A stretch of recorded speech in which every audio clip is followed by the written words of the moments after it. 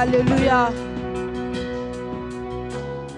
Oui, nous disons gloire à l'agneau.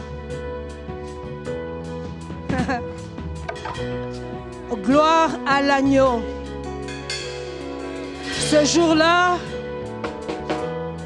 alors que Jean était là, et le Seigneur lui montrait les merveilles, il a regardé et il a vu personne qui soit digne d'ouvrir le livre de vie et d'en rompre les 7 sceaux. Jean a failli pleurer. Mais l'un de ceux qui étaient là lui dit: oh Jean, ne pleure pas, car regarde, celui-là, l'agneau qui est comme immolé, lui, il est digne d'ouvrir le livre et d'en rompre le sceau. Oh, merci Seigneur, tu es digne, parce que c'est toi qui es capable d'ouvrir le livre, qu'aucun autre ne pouvait, dans les cieux, sur la terre et même en dessous de la terre. Il n'y a que toi, l'agneau immolé de Dieu, l'agneau qui a payé le prix pour nous, l'agneau qui nous a rachetés, l'agneau qui nous aime, l'agneau qui est mort, l'agneau qui est ressuscité, l'agneau qui est monté au ciel, l'agneau qui s'est assis à la droite du Père, l'agneau qui reviendra, oui, l'agneau qui reviendra, l'agneau qui reviendra, l'agneau qui reviendra. Alléluia.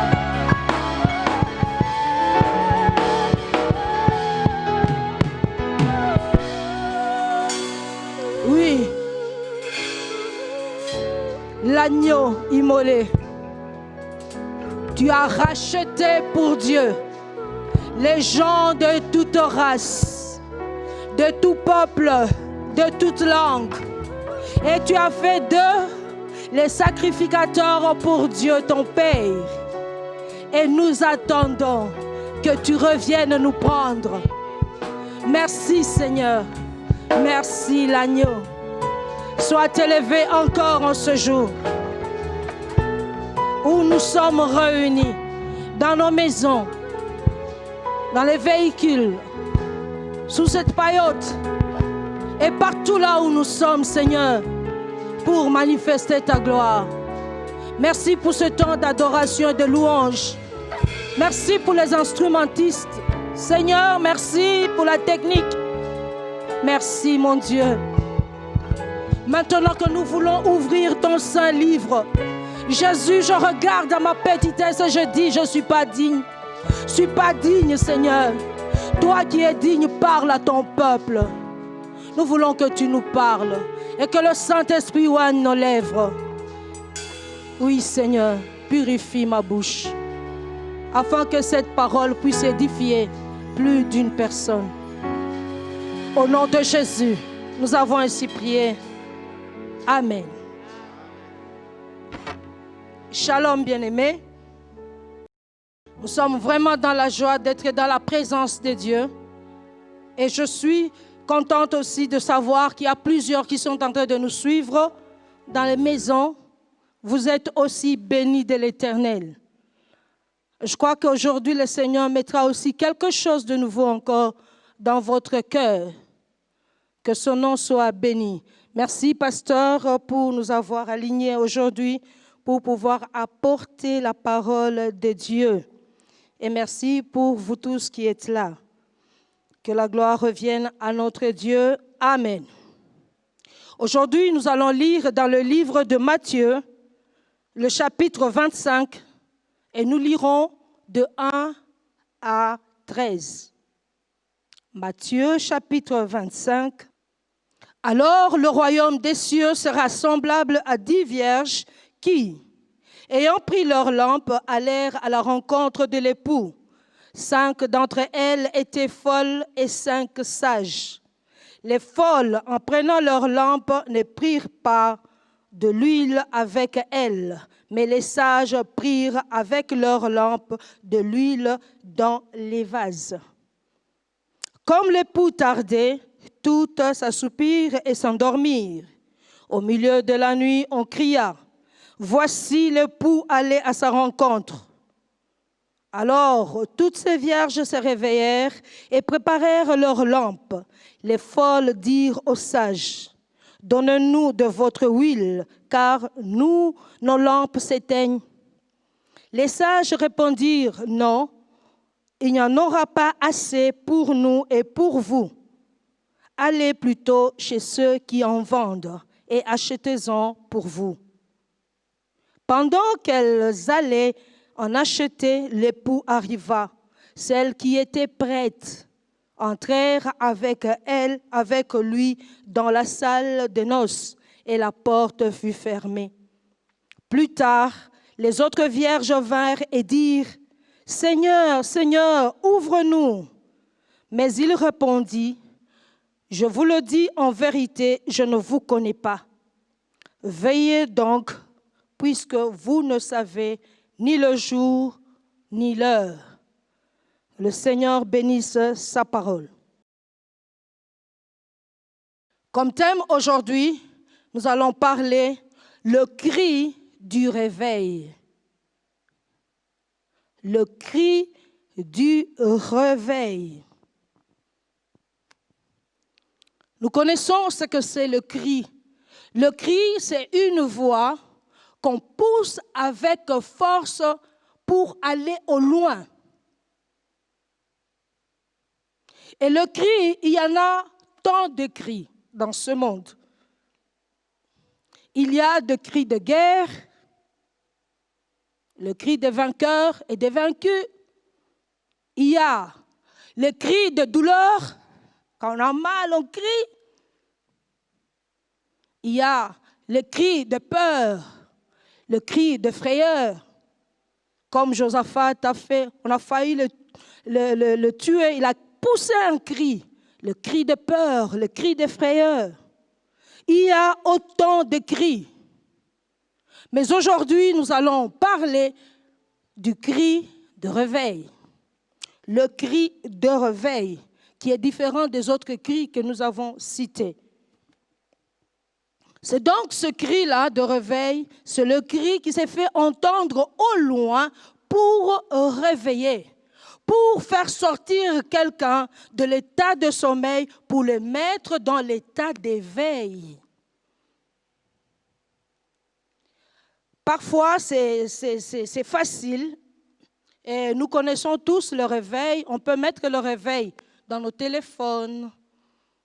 Le réveil, appareil réveil, on programme 1 heure, on règle à 1 heure et on dit on va se réveiller quand ça va sonner. Et moi-même, il y a 2 fois, je règle mon réveil à 4 heures du matin, par exemple, je dis je vais prier. Alors je mets mon réveil à 4 heures du matin.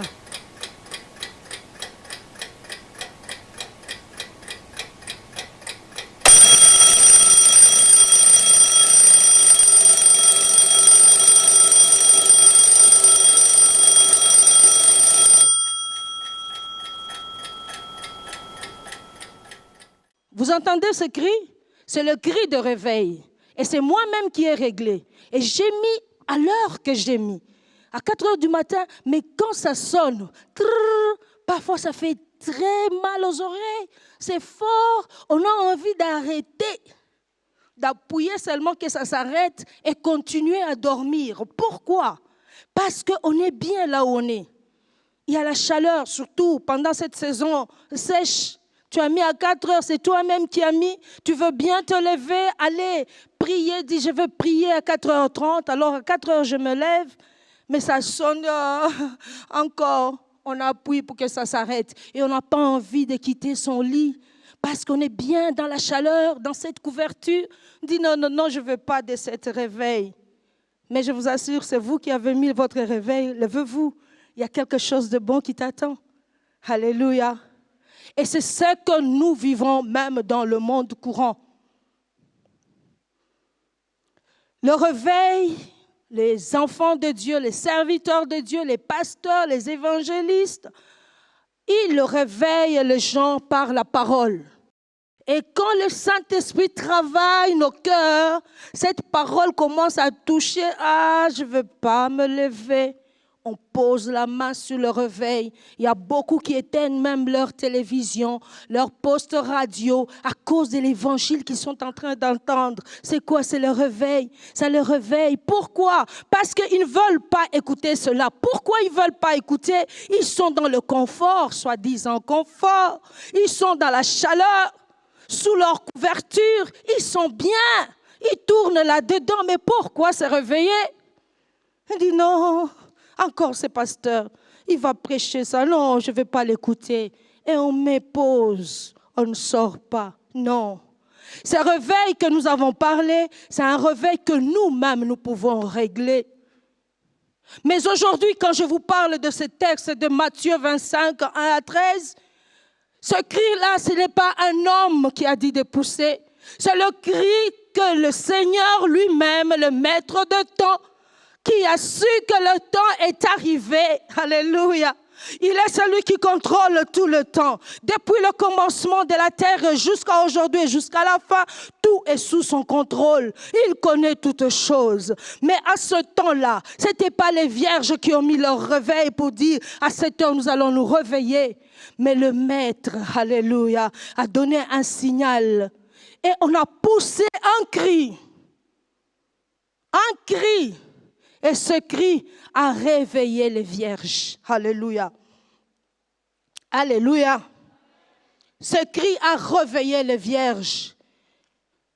Quand le cri sort, je vous disais qu'on ne veut pas quitter notre confort à cause du froid qui est dehors. Mais je vous assure, quand vous quittez votre confort, vous vous sacrifiez, soi-disant sacrifié, vous êtes dans le bon. Parce que là où vous êtes réveillé, il y a des bonnes choses qui vous attendent. À supposer que vous avez mis votre horloge ou votre réveil à 4 heures du matin, vous dites que je vais prier.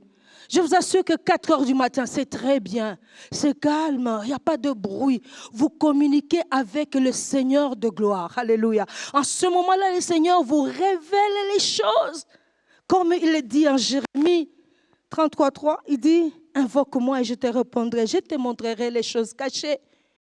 Et il va te montrer les choses cachées. C'est en ce moment-là que tu te réveilles. Ça faisait comme un sacrifice, mais les bénéfices que tu auras auprès de ton Dieu n'est pas à comparer avec ton confort du lit.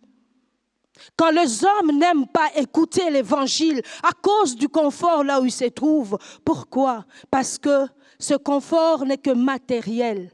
Il dit, l'évangile, il parle de quitter là où je suis 2e, 3e femme. Pourquoi quitter? Je suis bien. Ce papa prend soin de moi, il prend soin de mes enfants, il nous nourrit, il m'a acheté le véhicule, il m'a acheté la maison. Non, bien-aimé, je crois que vous êtes en train de me suivre en ce jour. Ce confort-là n'est que vanité. Un jour, vous allez mourir et ce confort restera. Mais où ira votre âme? Le réveil sonne, réveille-toi. Entends ce cri de réveil. Abandonne ce confort. Il y a la bénédiction qui t'attend à l'horizon. Beaucoup disent, moi je suis 2e femme parce que qui va me marier? Mais ce n'est pas toi qui as le contrôle de ta vie. Le Seigneur sait qui va te marier. Mais toi, abandonne d'abord ce qui n'est pas de Dieu et Dieu te donnera. Nous bloquons nos bénédictions. Comment on va me marier? Je reste seulement ici. Mais j'ai pris qu'on me donne le mari à moi. Les pasteurs ont vu des choses et des choses. Pasteur, je viens que vous priez pour moi, afin que j'aie mon mari propre. Mais pour le moment, qui tu as? Bon, il y a un papa là qui nous entretient. Mais finalement, laisse celui-là. Reste dans le froid du dehors. Le Seigneur qui te connaît te voit et il connaît tes besoins. Le Seigneur sait que tu manques la nourriture. Le Seigneur sait que tu manques de vêtements. Il prendra soin de toi. Abandonne d'abord le soi-disant confort. Le véritable confort ne se trouve qu'auprès de Jésus. Ouvrons les yeux et regardons. Alors je disais que ces vierges, ce jour-là, ce n'était pas elles qui ont mis le réveil. C'est le maître de temps qui a vu qu'il était temps maintenant. Et il a mis ce réveil. On a crié, levez-vous, Allez à la rencontre du Seigneur. Allez à la rencontre de l'époux. L'époux les a sauvés. Le jour qu'ils ont accepté Jésus-Christ, le Seigneur leur a donné des lampes. Nous venons à Christ à cause de la puissance du Saint-Esprit qui met la régénération en nous, qui transforme notre vie. Et le Saint-Esprit est le symbole de l'huile. Le Seigneur a sauvé ces vierges, toutes 10. Il leur a donné des lampes qui s'allumaient. Souvenez-vous, bien-aimés qui nous suivez, le jour que vous êtes venus au Seigneur, quelle joie, quelle révélation, quelle chose que tu voyais pendant le parcours de premier amour. Combien tu étais attaché au Seigneur. Oui, parce que cette lampe-là était en train de luire. Cette lampe-là éclairait. Pourquoi? Parce qu'il y avait de l'huile dans cette lampe. Mais par manque d'entretien, parce que le pouls tarde à venir, qu'est-ce qu'on fait? On néglige la lampe. La Bible dit la différence parmi ces vierges, 5 étaient folles et 5 étaient sages. Les folles n'ont pas pris de l'huile. Ah, je suis sauvée, alléluia, allons à l'évangélisation, allons ici, oh le Seigneur est bon et tout ça. Mais cette huile-là, vous êtes en train de la consommer. Elle est en train de diminuer. Il faut penser à recharger. Il faut penser à rentrer à Jésus, à rentrer auprès de celui qui t'a donné cette lampe afin que tu recharges, que tu mettes encore de l'huile. Le Saint-Esprit doit toujours être là afin de nous conduire. Mais les sages disent, ah Seigneur, c'est bien, tu nous as sauvés, tu nous as donné des lampes. Ils ont pris aussi de l'huile de rechange. De l'huile, chaque fois que ça termine, il diminue. Ces derniers temps, je me sens faible, mais de l'huile. Alléluia. Tu te sens faible, mets de l'huile. Cherche le Seigneur, invoque-le, que le Saint-Esprit nous remplisse encore. Le Saint-Esprit ne nous a pas remplis seulement le premier jour où nous étions baptisés dans le Saint-Esprit, mais chaque fois que nous aurons envie, que nous aurons besoin, même pas envie, le Saint-Esprit va nous remplir encore et encore. Combien de chrétiens ne sont qu'en train de dire les exploits d'hier, mais aujourd'hui où tu es, la lampe commence à diminuer. Bientôt, elle va s'éteindre. Le cri de réveil encore ce matin, c'est pour que tu vérifies le niveau d'huile dans ta lampe. Avec ce confinement, oh, il y a les gens qui venaient comme par contrainte servir Dieu. Il dit, hey, c'est pas nous, c'est l'État. Et on dort. Non, le salut est individuel. Que nous soyons ensemble, que vous soyez seuls, nous devons savoir une chose, que nous devons toujours remplir notre lampe d'huile afin qu'elle puisse éclairer. Alléluia. Les sages donc, elles ont pris l'huile qui a permis de continuer leur marche. Et voilà, curieusement, la nuit, ils ne s'attendaient même pas. Et la Bible dit bien au milieu de la nuit, là où le sommeil devient vraiment bien, au milieu de la nuit, toutes, elles se sont endormies. Pourquoi? Parce que l'époux a tardé. Tous se sont endormis. Mais quand le cri a poussé, ce cri de réveil, tout encore se réveillèrent. Mais à la différence maintenant, allume ta lampe. Ta lampe ne s'allume pas. Pourquoi? Il n'y a plus d'huile. Ça fait longtemps. Le Saint-Esprit te parlait. Non, pas sur cette voie. Non, ne fais pas ceci. Non, mais tu ne l'écoutais pas. Tu étais en train de diminuer, jusqu'à ce qu'à un moment, la lampe s'est éteinte. La Bible ne dit-elle pas, n'attristez pas le Saint-Esprit, lequel que vous avez reçu le jour de votre rédemption. Quand le Saint-Esprit te parle, qu'est-ce que tu fais de cela? Les gens ont bouché les oreilles. Oh, bien-aimé, la voie que tu es en train de suivre n'est pas bonne. Oh, je sais. Et tu enfonces jusqu'à éteindre ta lampe. Et voilà, le cri est poussé. Oh, toutes se réveillèrent. Et quand on se réveille, la différence maintenant, les 5 lampes de folles ne s'allument pas. Parce qu'il n'y a pas d'huile. Elles essayent, ça ne s'allume pas. Mais les autres, elles n'ont qu'à arranger seulement un peu. Elles bougent. Ah, ça s'allume. Moi aussi, ça s'allume. Moi aussi, les 5. Le cri a dit, levez-vous, allez à la rencontre du Seigneur. Elles se sont levées. Elles ont allumé leur lampe. C'est la nuit. Et elles ont marché avec cette lampe à la rencontre du Seigneur. Maintenant, les autres se sont rendus compte qu'en ces temps-ci, qu'est-ce que nous allons faire? Donnez-nous un peu de votre huile. Il dit non. Le Saint-Esprit, on ne le partage pas entre frères. Non. Chacun a eu sa lampe. Chacun doit prendre soin de sa lampe. Il dit non, il n'y en aura pas assez pour vous et pour nous. Allez plutôt chez ceux qui en vendent. Quelle ironie. Mais comme ils étaient déjà plongés dans la distraction, les voilà, il dit, ok, allons d'abord. Comme le temps d'arriver, là où est le maître, nous pouvons déjà avoir l'huile et aller chez le maître. Non, non, non, non, non, non, non. Aujourd'hui, si vous entendez la parole de Dieu, n'endurcissez pas votre cœur, parce que vous ne savez pas. Ce n'est pas vous qui déterminez la distance, ce n'est pas vous qui déterminez le temps. Le cri de réveil se lève, crie, vous entendez les choses, prenez une décision. Toutes s'endormir. C'est comme si était un temps de sommeil, un temps de léthargie. Mais quand même, il y a ceux qui avaient l'huile à côté. Alléluia. Ils entendent ce qu'ils disent. Seigneur, vraiment pardonne-moi. On est presque à la fin, je peux mourir et tout ça. Lave-moi, purifie-moi. Alléluia. Et ils allèrent à la rencontre du Seigneur. Tandis que les autres disent, on va chercher l'huile et puis on va aller. Mais curieusement, malheureusement, ils arrivent. Les autres entrent, la porte ouverte, et puis on ferme la porte. Ils ont trouvé l'huile, je ne sais pas quelle huile. Quelle huile. Elles arrivent avec l'huile étrangère qui n'entre pas dans la présence de Dieu. Quand même, nos lampes sont allumées. Non, c'est allumé avec quelle huile?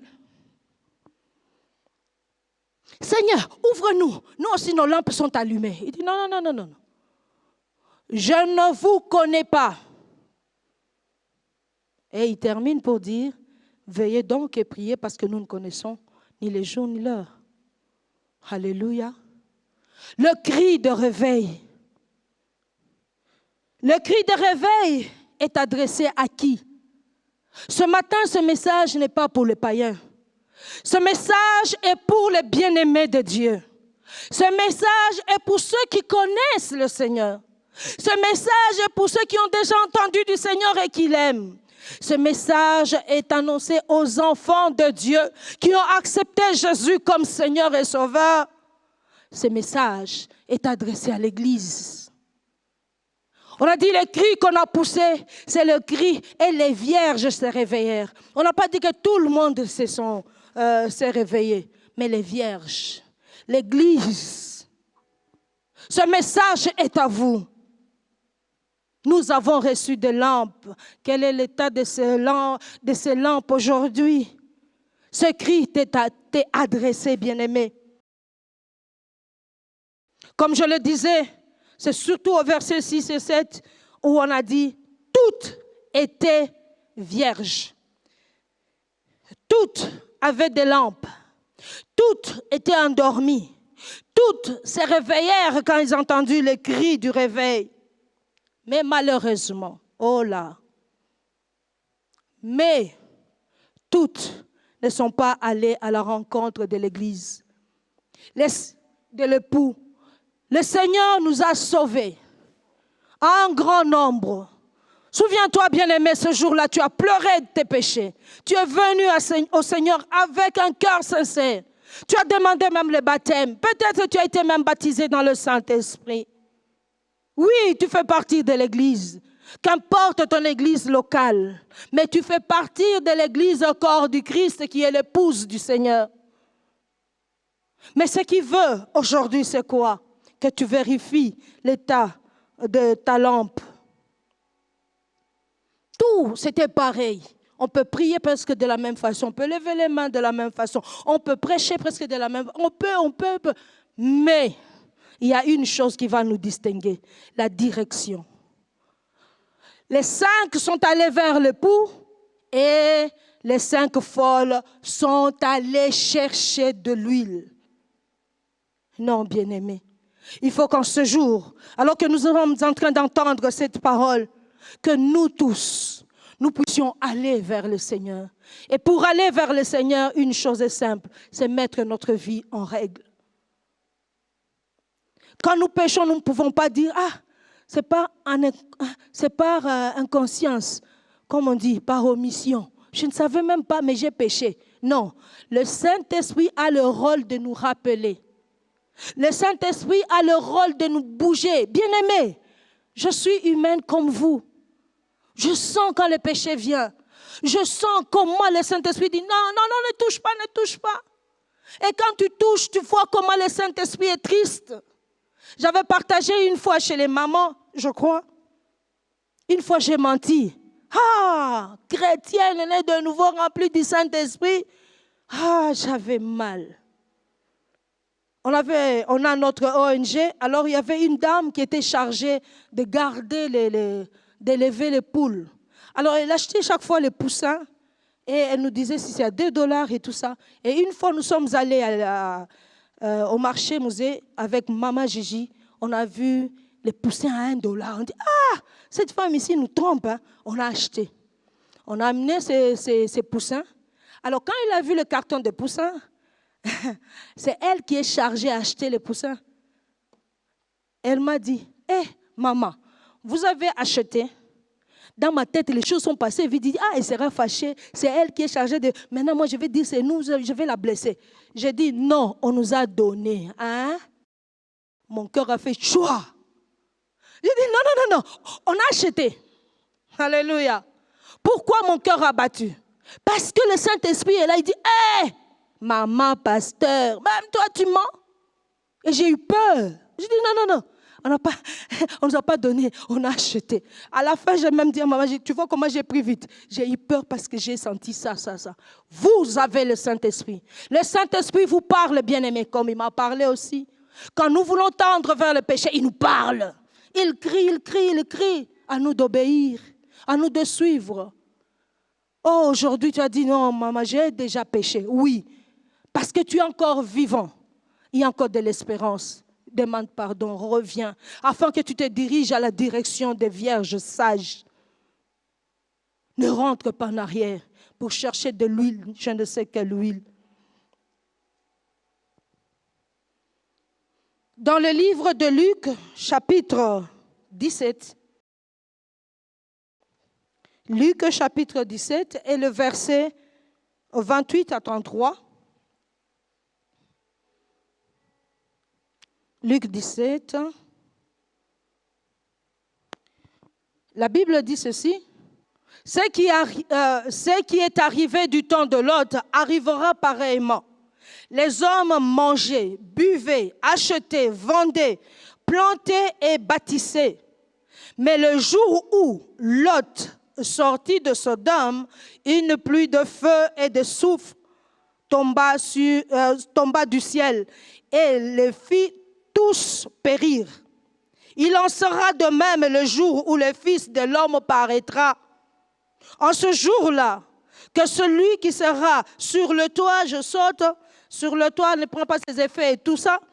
Et 32 dit ceci, souvenez-vous de la femme de Lot.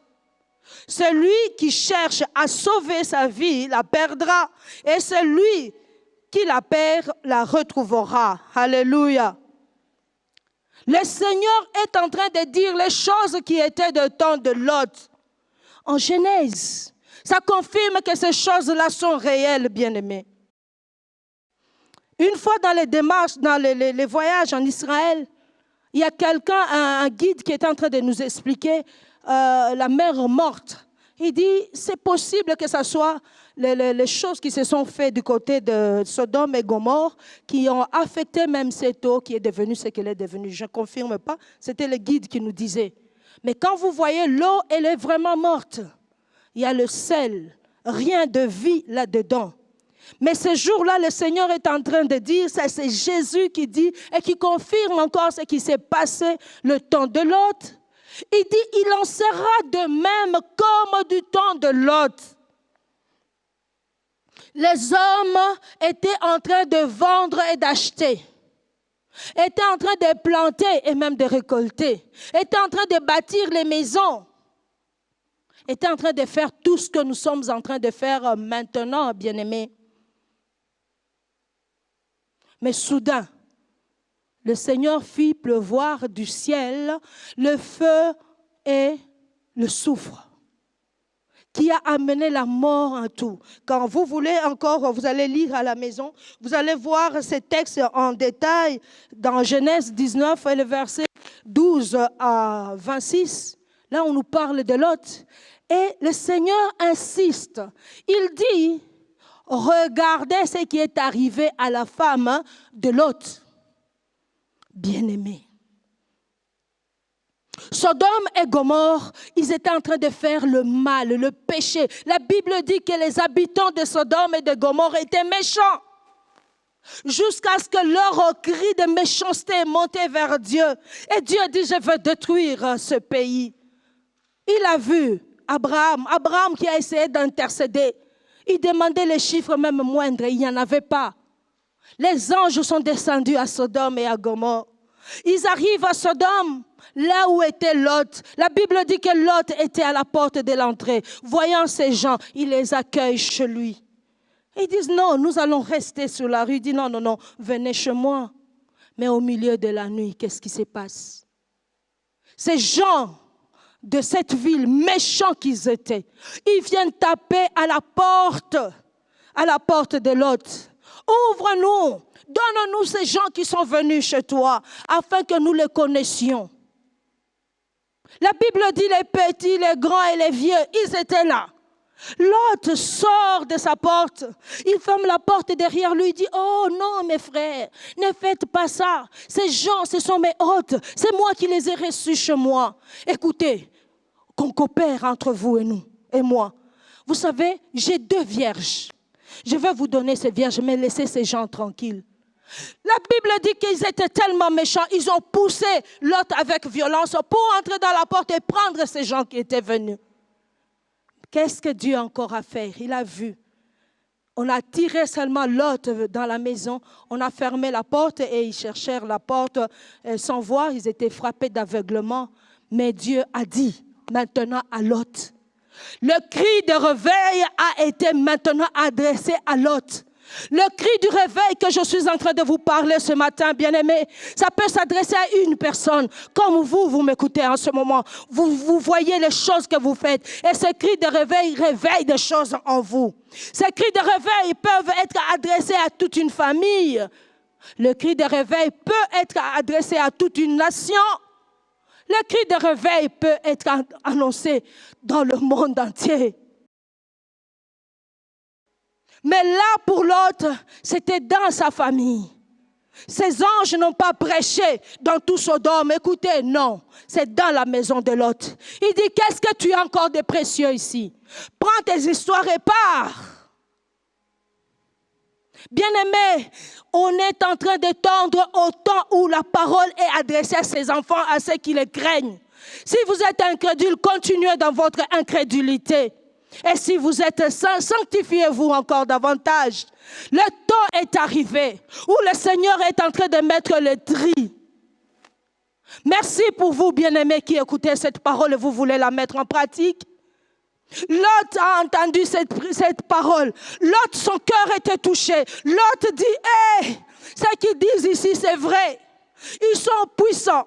Ils sont puissants parce que j'ai vu la façon dont ils m'ont tiré et les autres commençaient à chercher la porte. Non. Ils viennent de Dieu et leur message est vrai. Et ce matin, je vous dis aussi, ce message que je donne est vrai. Lot avait le souci maintenant de partir. Lot dit non, nous devons partir. Mais dans cette maison, nous sommes qu'à 4. Moi, mon épouse et mes 2 filles. Non, j'ai encore d'autres filles qui étaient mariées. Lot sort de sa maison.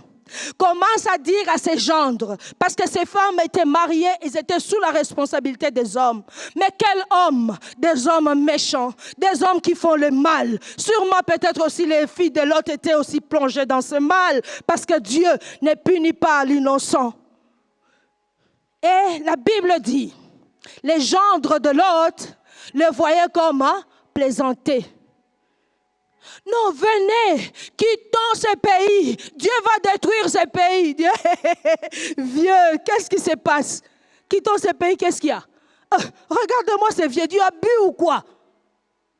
Lot a supplié, ça n'a pas marché. Les anges ont insisté. Les voyants hésitaient. Donc, il voulait vraiment que ses enfants entrent. Non. La Bible dit les anges les ont pris. Le temps est en train de tendre vers la fin. La fin des fins. Les anges les ont pris. Les 4. Et il dit, allez, montez sur cette montagne-là. L'autre regarde, il croit à ce qui va arriver. Il dit, mais la montagne est loin. Est-ce qu'on va même arriver? Donnez-nous d'aller seulement à côté ici. Il dit, allez-y. Mais ne retournez pas derrière. Ne regardez pas en arrière. Montez, allez sauver vos vies. Nous sommes autant bien-aimés de sauver nos vies. C'est vrai que nous pouvons construire, nous pouvons nous marier, nous pouvons avoir des véhicules, mais nous sommes autant de sauver nos vies. Sauvons nos vies. Combien d'hommes tombent, des chefs de famille, des mères qui tombent de la famille. Qu'est-ce qu'il y a, crise cardiaque? Nous sommes autant de sauver nos vies, bien-aimés. Je crie encore ce matin pour que vous puissiez vous réveiller. Le message était clair, allez et ne regardez pas en arrière. Mais la femme de Lot, c'est ce que Jésus insiste. Regardez ce qui est arrivé à la femme de Lot. Ils ont eu tous dans la maison le même message. Tous ont été pris par les anges pour sortir. Mais la direction. Lot a dit, on a dit d'aller. Sa femme voulait tourner. Non, ne tourne pas. Mais à un moment, son cœur était attaché au monde. Bien-aimés, détachons nos corps, nos cœurs, notre esprit du monde. Détachons-nous du monde. C'est vrai que nous sommes dans le monde. Le Seigneur ne nous prive d'aucun bien. N'est-ce pas, vous avez de quoi manger. Même si vous dites confinement. Oh, les enfants mangent beaucoup, mais ils mangent chaque jour. Qui vous donne ce pain? Détachons-nous des choses de ce monde. Le Seigneur connaît que nous en avons besoin. Il prend soin de nous, bien-aimés. Mais la femme de Lot, son cœur, son esprit, tout était à Sodome. Quand il entend des cris,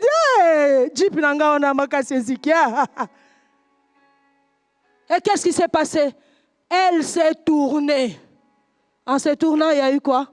Elle est devenue statue de sel.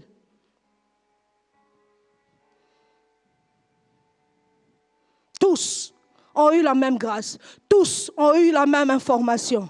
Mais tous ne sont pas arrivés à destination. Que ce cri de réveil nous réveille vraiment. Quand le Seigneur insiste, il sait pourquoi. Il nous donne cette image des femmes de Lot. Il sait pourquoi. N'est-ce pas qu'il est dit dans sa parole que celui qui met sa main à la charrue, qu'elle ne puisse pas regarder en arrière.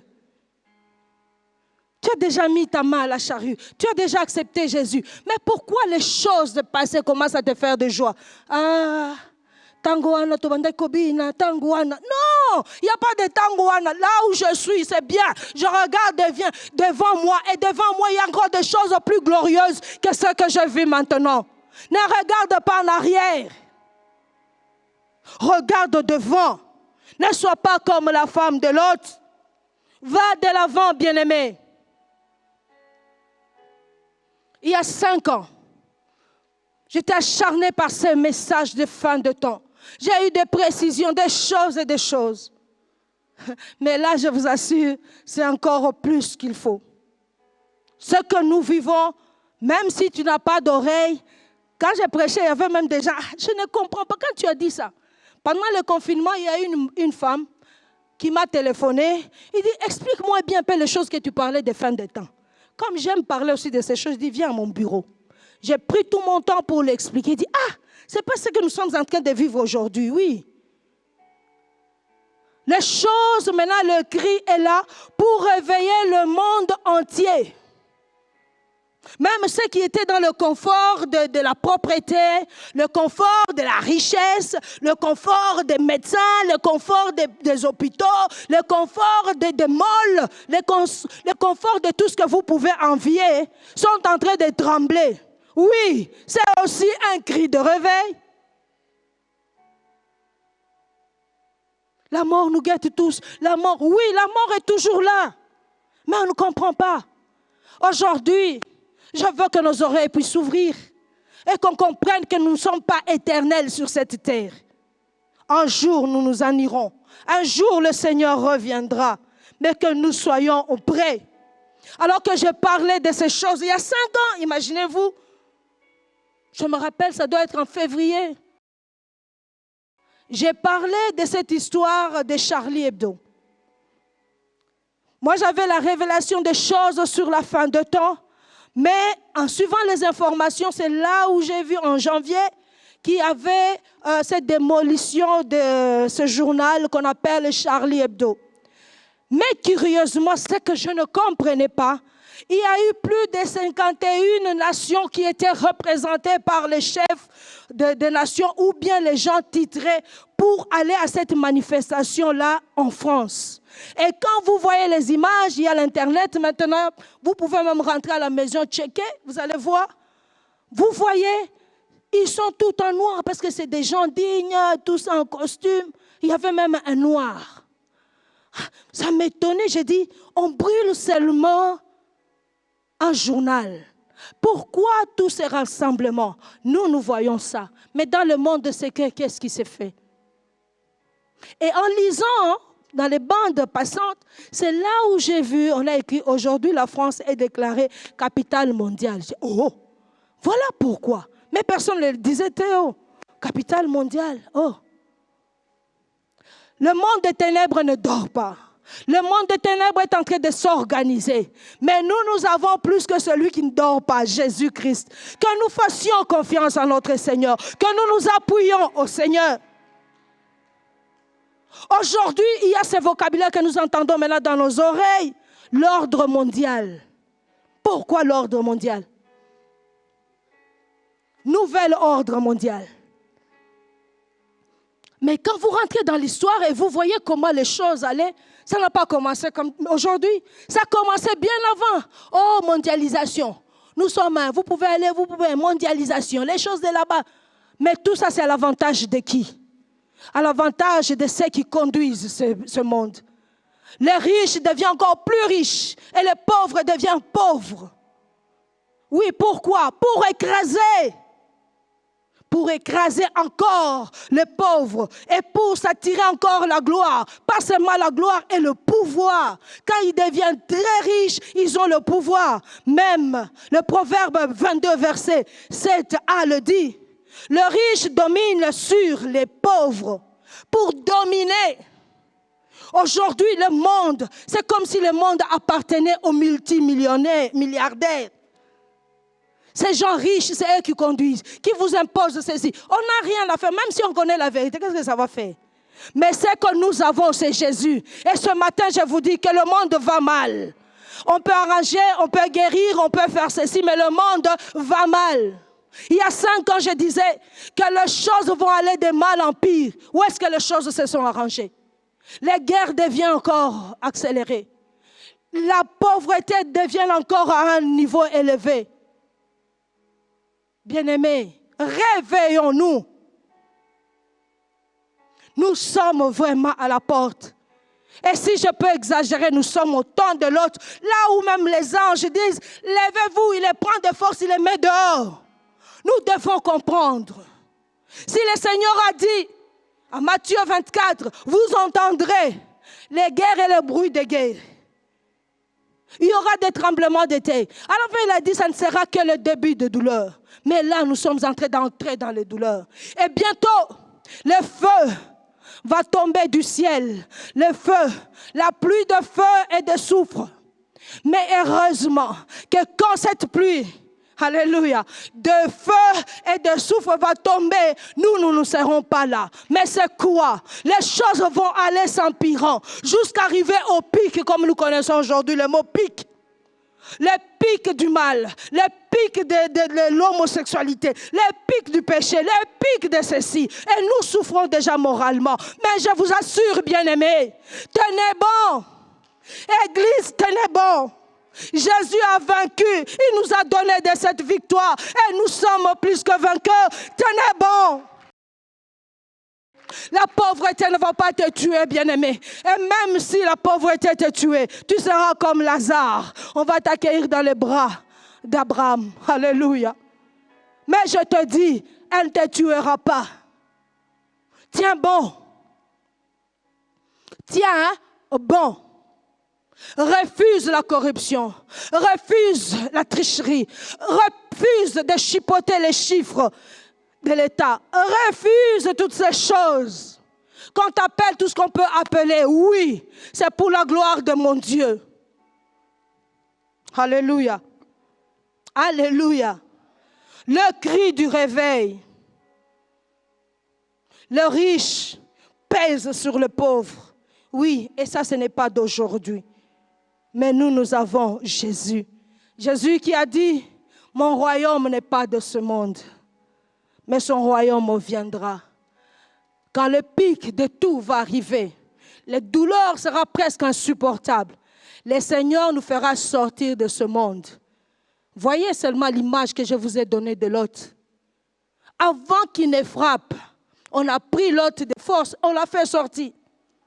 Et là, les choses sont restées compliquées. Ça sera la même chose avec nous.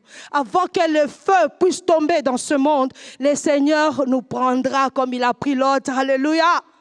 Et dans les airs, nous serons avec lui. Il dit, je te ferai échapper de la douleur à venir. Le Seigneur nous épargnera de cette douleur-là qui va frapper le monde. Nouvel ordre mondial. Où il n'y a qu'un chef, une seule religion. Tout ça, c'est rien. Restez faire vos histoires. Nous, le Seigneur va nous prendre. Ne soyez pas distraits. Vos yeux fixés vers le Seigneur. Bientôt, très bientôt, il revient. Et quand il va nous prendre, il y aura quelque chose qui va se faire. La Bible dit, si le mal n'arrive pas tellement là où il doit arriver, c'est à cause de notre présence.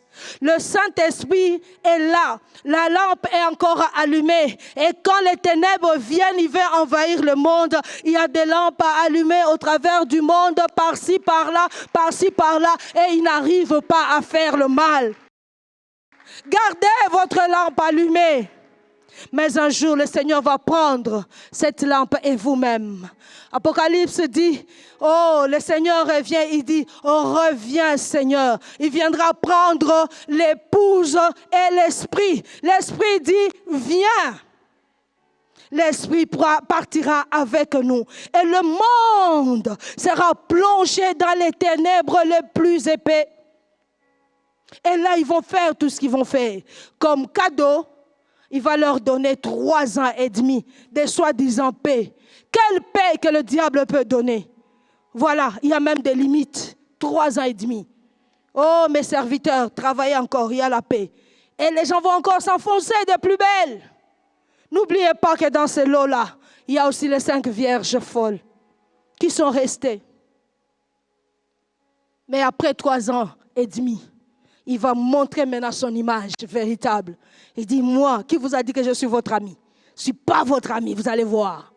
On ne peut vendre ni acheter sans la marque de la bête. Et les 5 folles, vierges folles qui sont restées, ils connaissent un peu la parole. Ils voient ces choses, quoi faire. C'est parmi elles qu'il y aura d'autres. Il dit non. Le Seigneur a dit qu'il reviendra prendre les siens. Il a pris déjà les vierges. Bien-aimés, tenons bon. Ils mourront comme des martyrs. Mais ceux qui ne tiendront pas bon pendant ce temps-là, ils mourront comme les autres païens. Le cri du réveil, bien-aimé.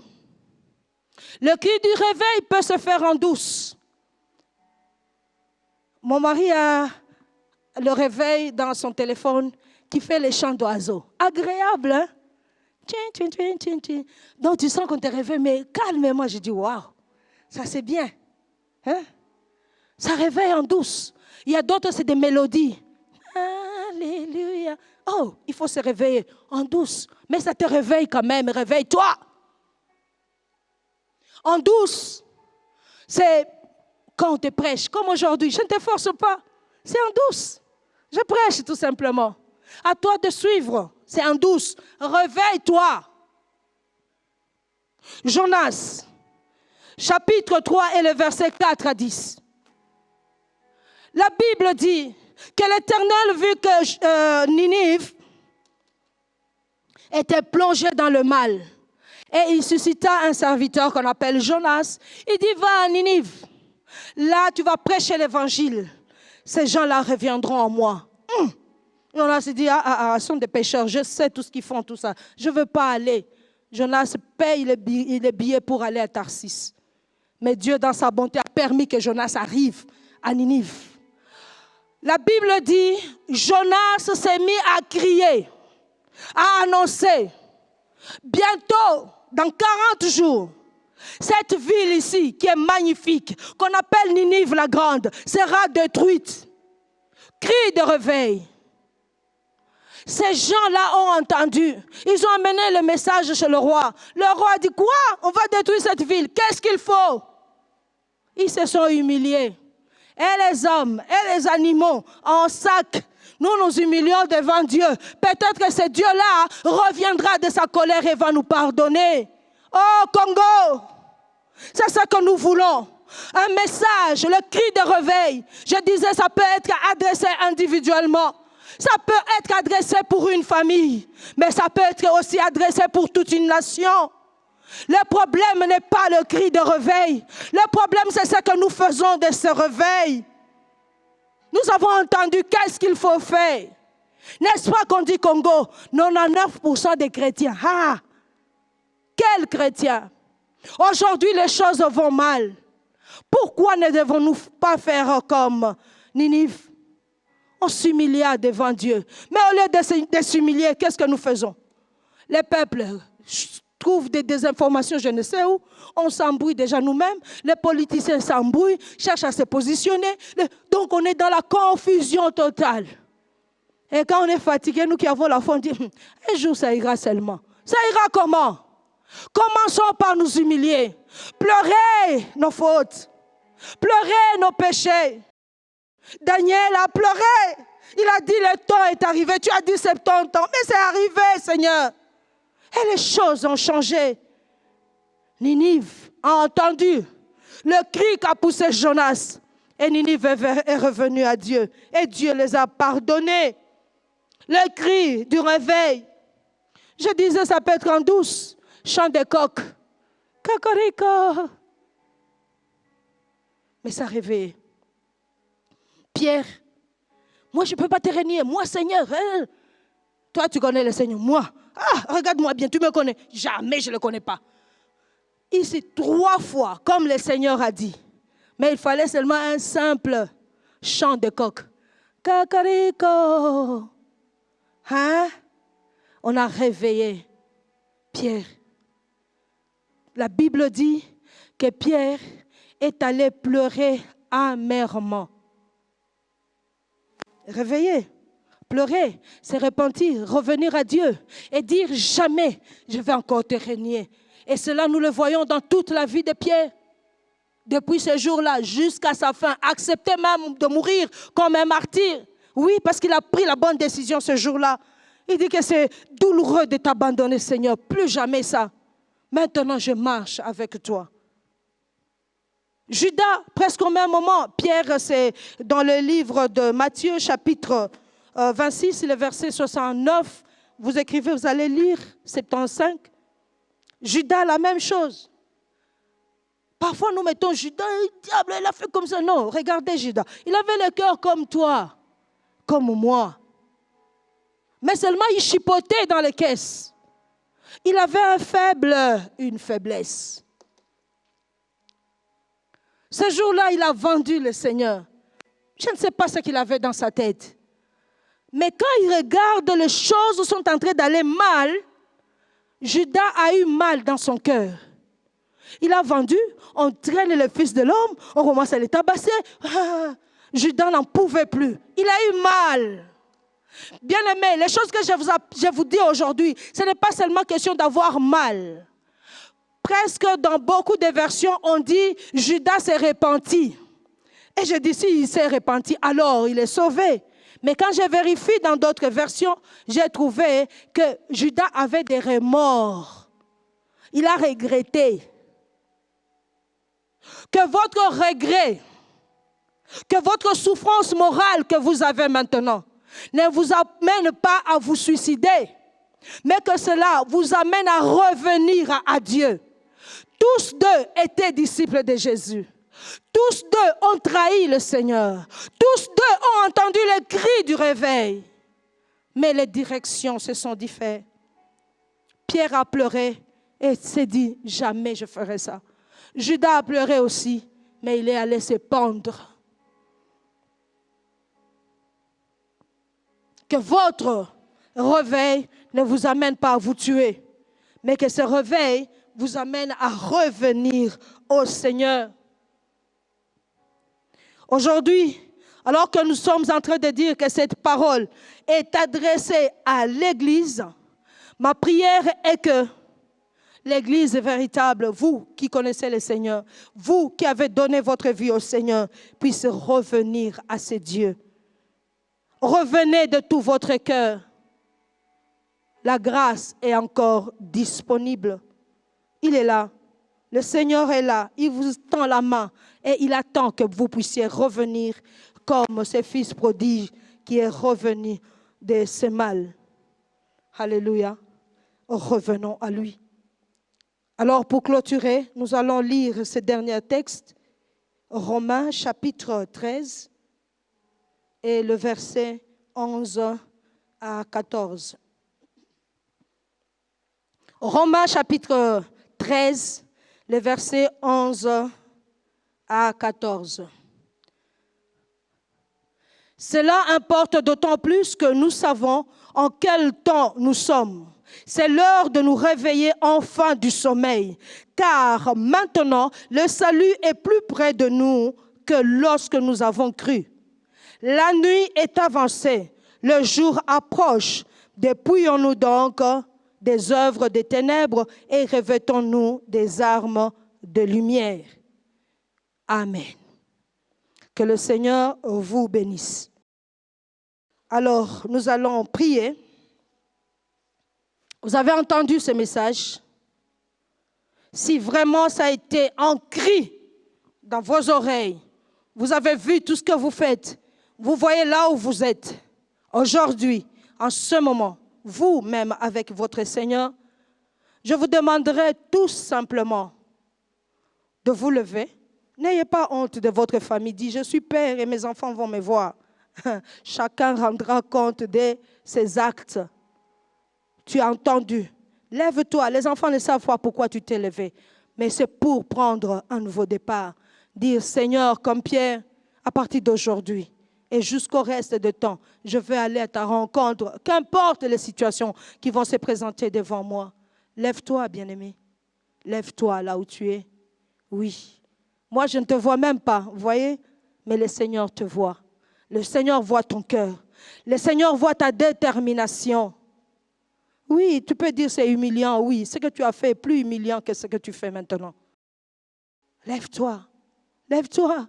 Pierre avait demandé pardon, mais ce jour-là, alors que le Seigneur, après la résurrection, l'a demandé 3 fois. Simon, Pierre, fils de Jonas, m'aimes-tu?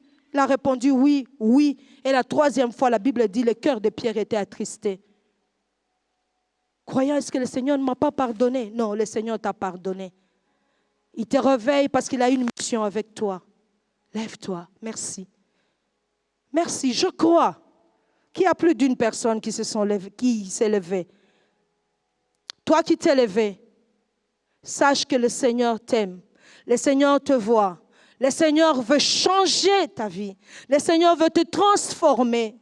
Le Seigneur veut encore remplir ta lampe de l'huile et te donner une nouvelle façon de marcher. Père, prends soin de ton fils. C'est vrai que toutes les vierges s'étaient endormies, mais le cri de réveil les a réveillées. Et cette bien-aimée, ce bien-aimé qui s'est levé, Seigneur, prends soin d'elle, prends soin de lui, qu'il s'avance vers ce temps merveilleux. Alléluia, de ta venue. Merci Seigneur Jésus pour ce cœur qui se répand. Merci pour ce cœur qui se redonne encore à toi. Merci pour la décision de mon bien-aimé. Merci Jésus. Bien-aimés, nous vous remercions d'avoir suivi ce message et nous prions pour que la grâce du Seigneur continue à agir dans votre cœur et que le message puisse apporter des fruits pour lesquels Dieu l'a envoyé chez vous. Nous voulons juste vous encourager à vous qui n'avez pas encore donné votre vie à Christ, à faire cette prière avec nous maintenant et à faire cette prière avec un cœur ouvert et une décision venant de votre cœur. Vous pouvez juste prier avec nous maintenant, en répétant ces paroles après moi et en disant ceci. Seigneur Jésus, je t'ouvre mon cœur, je te donne ma vie. Sois mon Seigneur et mon Sauveur. Pardonne mes péchés, Seigneur. Inscris mon nom dans ton livre de vie. Je m'abandonne à toi. Que le Saint-Esprit m'aide à te suivre et à te servir. Merci pour la nouveauté de vie et merci pour, Seigneur, au Dieu de gloire, l'obéissance à ta parole que tu crées en moi. Parce que c'est toi qui crées le vouloir et le faire selon ton bon plaisir. Je te dis merci. Amen. Que Dieu vous bénisse parce que vous avez pris la décision de devenir chrétien et de vous engager à suivre Jésus et à le servir. Vous pouvez nous contacter au numéro qui apparaît à l'écran et nous serons toujours disposés à répondre à vos questions, à vos préoccupations. Nous sommes là pour vous servir et nous serons aussi heureux d'avoir un temps de prière avec vous dans nos installations 6 avenue Kasavubu, Sandoa, à l'église La Parole Éternelle, ici à Lubumbashi. Que Dieu vous bénisse, que sa grâce et sa paix soient dans vos maisons. Au revoir, nous vous aimons.